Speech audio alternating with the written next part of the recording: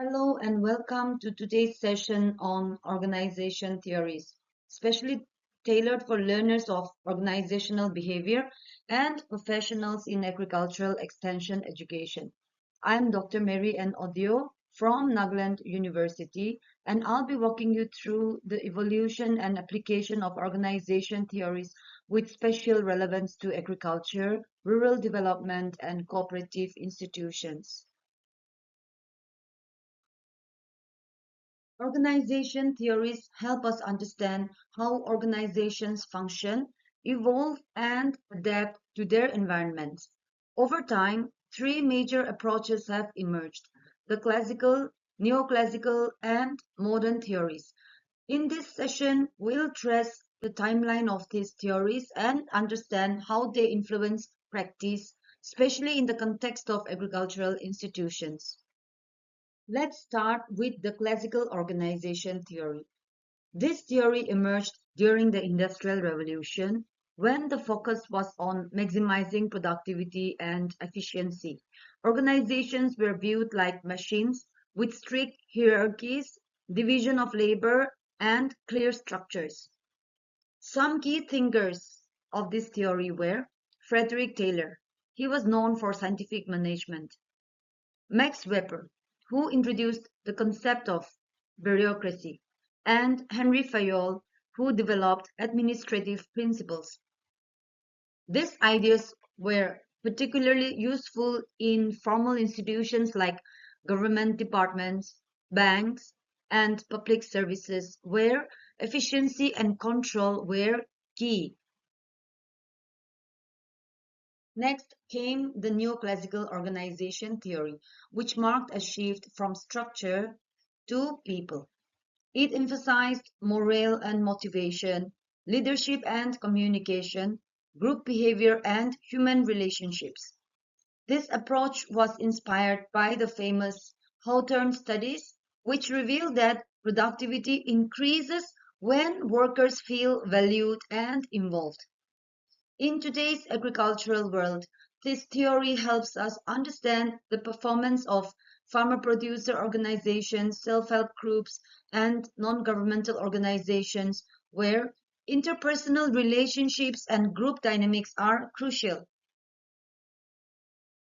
And now we move on to the modern organization theory, which defines an organization as a structured process where people interact to achieve goals. This theory views organizations as open systems that must interact and adapt to their environment. Three major approaches stand here. The systems approach. It sees the organization as a whole made up of interrelated parts. The socio-technical approach. It stresses a balance between human needs and technical systems. The contingency approach. It says that there is no one best way. Every organization must adapt based on context and situational factors. This theory is very relevant in modern day agribusiness, agricultural value chains, and extension systems, especially where digital tools and information communication technology are involved. Let's briefly compare the three. Classical theory, it focuses on structure and efficiency, as you can see clearly on the chart. Neoclassical theory highlights human behavior and motivation. Modern theory integrates adaptability, technology, and environment.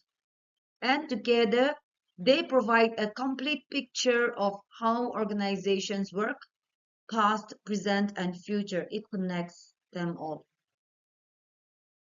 As we reflect on what we have covered so far, here are the key takeaways. Organizational theories have come a long way from the rigid top-down structures of the early classical models to more fluid, human-centric, and systems-oriented approaches. This evolution isn't just academic, it mirrors the changing realities of how organizations must operate today, especially in complex, uncertain environments. By understanding these theoretical frameworks, We gain valuable tools to analyze how organizations function, how they respond to internal and external challenges, and how they can improve their overall performance. Each theory provides a different lens. Classical theory focuses on structure, formal roles, and efficiency.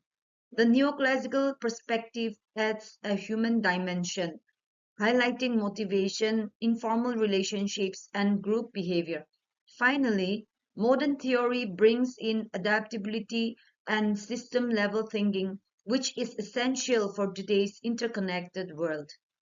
And this isn't just theory for theory's sake. For professionals working in agriculture, extension, and rural development, these insights are incredibly useful. They help in strengthening the management of farmer producer organizations, cooperatives, self help groups, and rural institutions, making them more effective, inclusive, and responsive to community needs. These are some ways on how we can apply the organization theories. We can use the classical theory to design the chain of command in any organization or in any formal setup. We can use neoclassical theory to improve participatory rural appraisal or empower self-help groups. We can also apply modern theory when assessing farmers, producers, organizations, agri startups, or any information communication technology based interventions. So each theory has a place depending on the situation and goals. For more insights, we can use these references also. Thank you for joining me. Keep learning and keep growing.